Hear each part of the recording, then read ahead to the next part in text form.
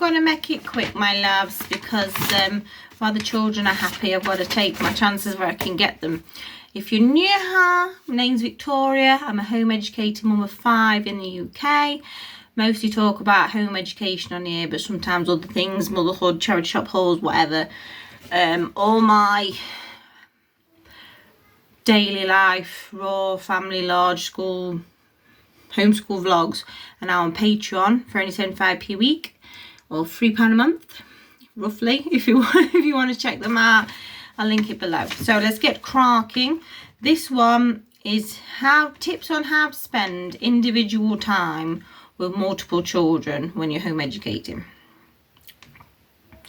And I think the first one is, when you're home educating, there's so much more time with individual kids than you would have if they was at school. It's not a case of school run, bath, homework, bath, bed. You're with the majority of the time. There's bags more time, bags more opportunity. So, make use of that. So that's the first one. You have got more time, so you haven't got to worry about it. The second one is, remember that even though your children are together majority of the time,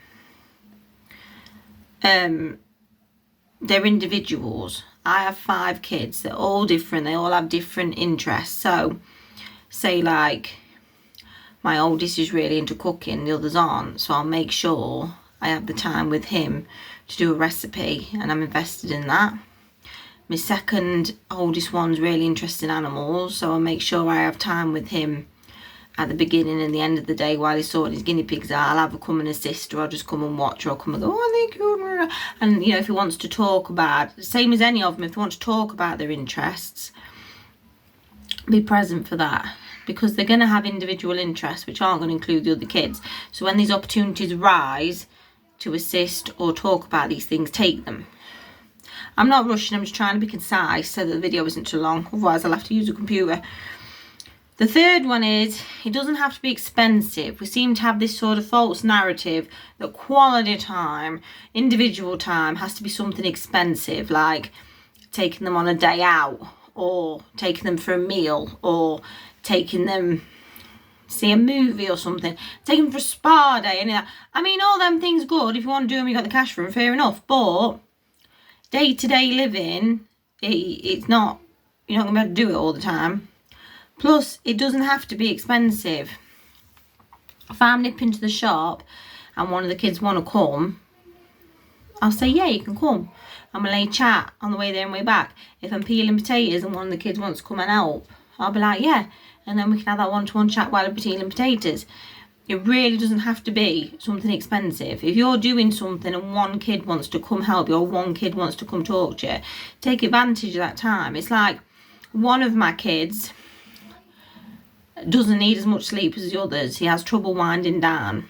So lately, he comes into my room when everybody else is going to bed, and we'll just watch half an hour of an old comedy, The Good Life, Heidi High, something like that. And he really enjoys that time with me, and I enjoy that time with him. And we do have the same sort of tastes in programs and stuff, but that's that little time he gets with me at the end of the day because he has trouble winding down. The fourth one, but I've already touched on this, is be available when they need you.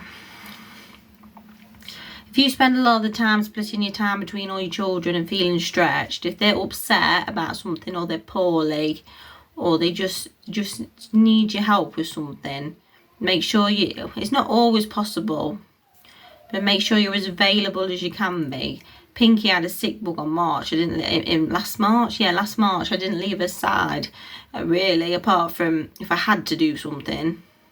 And she knew I was there for her, and she's valued as an individual, and she's valued, I love her, because I just didn't leave her side when she was really ill. And I was sending pictures to my mum and going, will she be all right, will she be all right?